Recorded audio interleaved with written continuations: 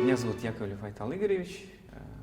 В данный момент я историк, занимаюсь вопросами современной истории Якутии. Мои коллеги говорят, что я занимаюсь новейшей историей Якутии. То есть я изучаю, как в данный момент, конкретно в 2021 году, как люди живут в городе Якутске и в деревнях Якутии. Какие у них проблемы, какие надежды, почему у них существуют такие проблемы и как они реагируют на эти проблемы, как человек. Ну, как люди, вот просто вот с позиции человека, реагируют на глобальные проблемы или проблемы бытовые. Вот это я анализирую, потому что история — это не только изучение прошлого, но еще и фиксация и анализ современности. Потому что историки — это есть универсальные профессионалы, сертифицированным мнением, да, вот, о современности. Когда надо спрашивать не как люди жили в прошлом, да, а надо задавать вопрос, как будут жить люди в будущем.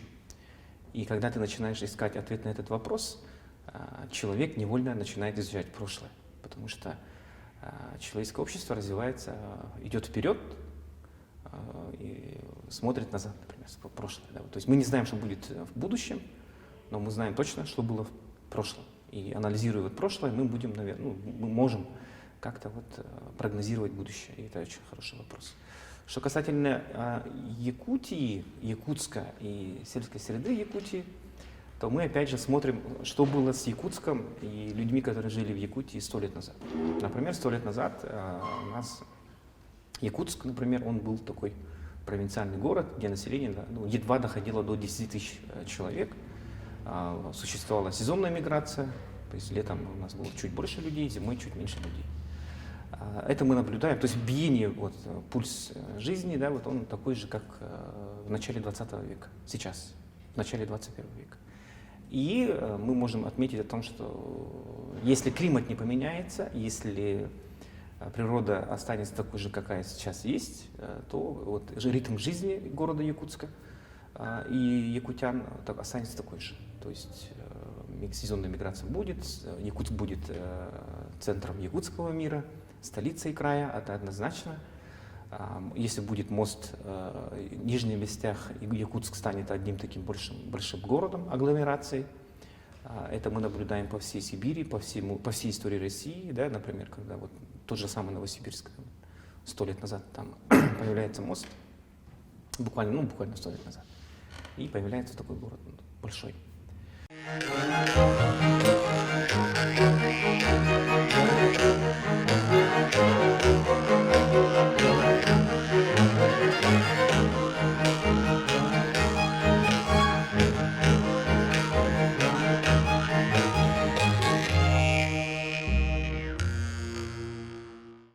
Сейчас у нас идет процесс культурной глобализации,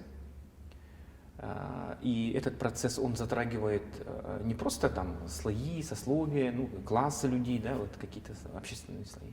Он затрагивает точечно всех, каждого и всех и каждого затрагивает культурная глобализация. Почему? Потому что есть такое понятие, как смартфон, социальные сети, Инстаграм. Человек, если, например, в данный момент какое-то событие происходит в мире, я не говорю уже в России, в Якутии, да, человек, живущий там за 1000 километров от города Якутска, он об этом узнает в течение там нескольких секунд. Да, вот такой формат. И человек, он попадает в эту большую волну, информационной волны, культурной глобализации. Культурная глобализация у нас в Якутии идет на русском языке. Мы все говорим на русском языке, понимаем русский язык. Интернет у нас проникает в каждый дом на русском языке. И, следовательно, мы говорим о том, что через 100 лет в Якутии люди будут говорить на русском языке. Какой процент — это уже вопрос. Почему? Потому что сейчас, например, мы говорим о том, что в городской среде в Якутии живет более 67% якутян живет в городских условиях. То есть рост городского условия. Печально, но я вот предполагаю о том, что сельская среда, она начинает, через 100 лет будет стоять вопрос, кто будет жить в сельской среде, кто будет жить в деревнях. Почему я волнуюсь? Потому что именно сельская среда является монокультурной, моноэтничной средой в данный момент.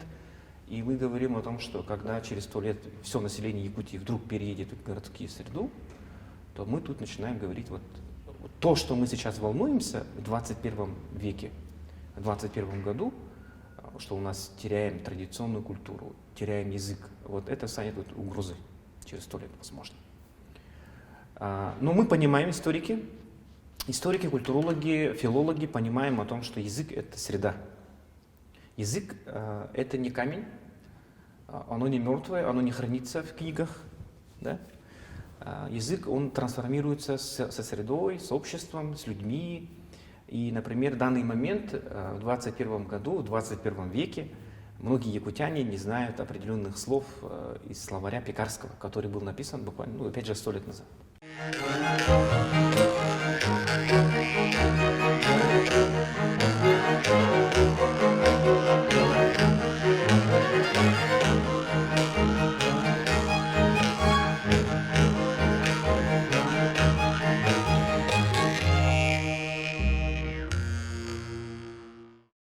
Сейчас, в данный момент, в 21 веке, в якутском обществе, в якутской культуре существует две мощные силы. Это, во-первых, силы традиционалистские и силы, которые мы можем назвать их модернистами. То есть те люди, которые за прогресс, и традиционалисты, которые против прогресса, считающие, что прогресс, он вреден для якутской культуры. У них есть весомый аргумент. Модернисты нам показывают, что прогресс, он для якутского народа не опасен.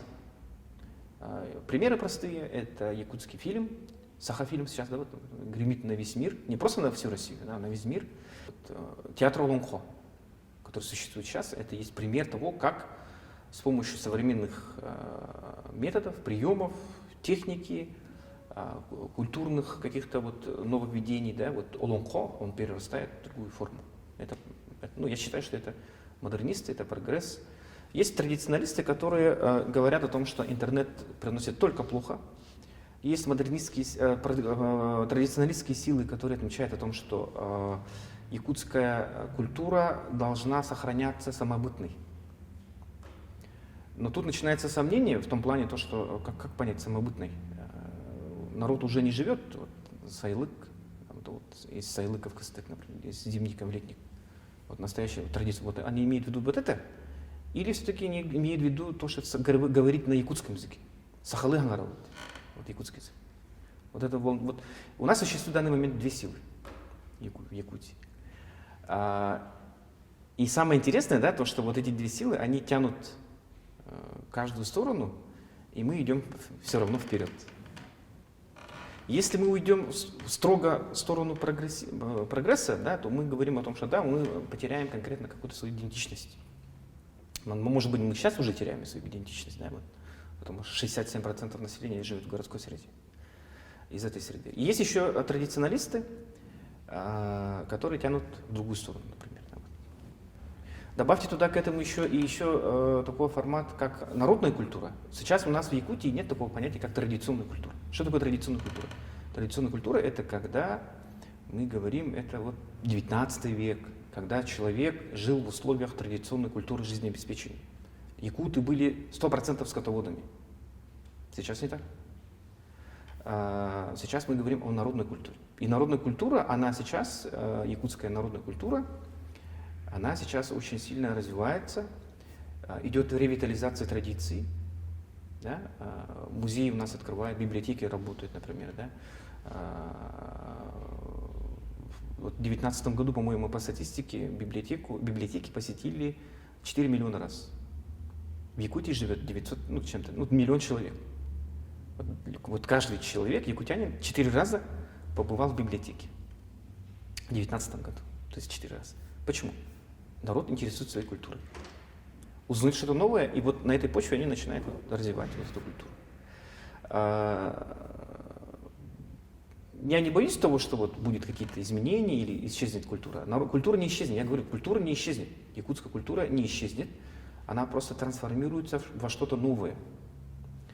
И почему она трансформируется? Вот я вам объясняю, да, вот это две силы.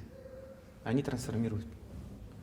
Кто-то ведет новое, кто-то говорит, что это неправильно. Вот этот спор, он всегда существует, и я хочу, чтобы этот спор существовал и через 100 лет. Потому что если народ не интересуется своей культурой, не спорит о своей культуре, не изучает свое прошлое, значит, этот народ мертв.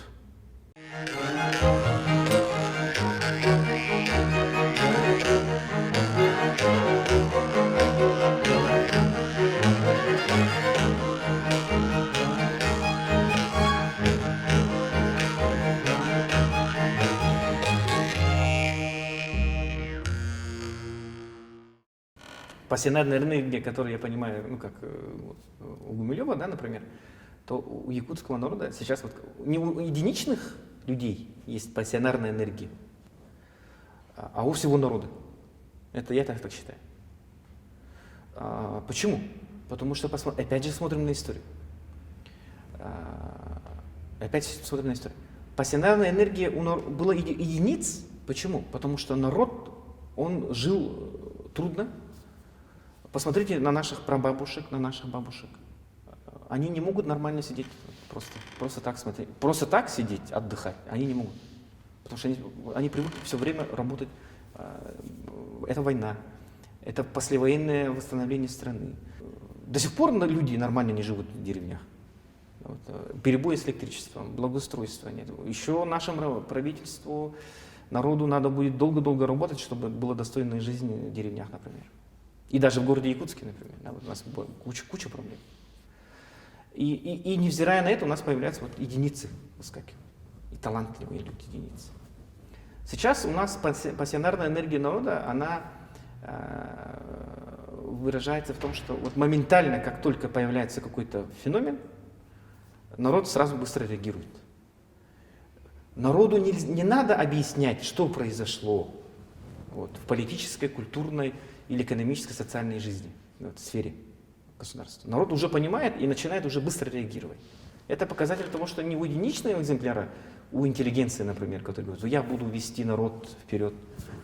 Вот надо бояться таких людей, наоборот. Потому что народ сейчас, он образованный. Якутский народ хочет получать образование, это самое главное. Если не будет этого, значит все. Энергия, мы уже будем стерты в песок, как говорится, да, вот, и останемся только в словарях. Вот это самый момент. Пример простой, да, это событие, да, вот, как реагируют якутяне в комментариях, какие новости распространяются по WhatsApp, да, вот, в социальных сетях, мессенджерах. Ну ладно, качество об этом, это вопрос отдельный, но реакция-то народа быстрее идет. Быстро, моментально. Если бы у народа не было энергии, пассионарной энергии или там просто социальный какой-то актор, да, вот как народ как актор, то есть инициатор каких-то действий, то у нас было бы все пусто, молчание. Есть такое понятие, как историческая память и культурная память. И хочу сказать о том, что если будущее поколение нас не поймут, и самое страшное, нас не примут, я скажу, что это нормально. Почему? Потому что что такое понятие историческая память? Это тот продукт, который будущее мы пытаемся передать новому поколению, а новое поколение, оно перенимает это выборочно. То есть выборочно. То есть то, что мы сейчас говорим, может быть, станет так, что оно не будет нужно через 100 лет. Вот это интересный момент. То, что мы сейчас, вот для нас важно, оно через 100 лет может быть не очень не актуально. Может, через 50 лет те вопросы, которые мы сейчас задаем, они перестанут быть актуальными, или их решат, например, и через 100 лет об этом все забудут. Или не будут считать, что это большая проблема. Вот такой момент. Ну, сейчас мы говорим о том, что цифровизация ведет к тому, что есть новые формы для того, чтобы сохранить культуру, чтобы адаптироваться, якутский народ и народы, которые живут в Якутии, это высокоадаптивный, высокомобилизационный народ. Если бы мы не были высокоадаптивным и высокомобилизационным народом, мобилизирующимся народом, мы бы с вами не выжили бы в таких условиях, как в Якутии, да, вот, 17-16 века. То есть та культура, которая появилась 500 лет назад, 600 лет назад здесь, она высокоадаптивна. То есть культура будет существовать через 100 лет. Якутская культура, она будет существовать, но какой формы, это уже отдельный вопрос. И я тут, наверное, не буду говорить, потому что это уже будет фантастика или даже, может быть, какая-то сказка, например, в таком формате.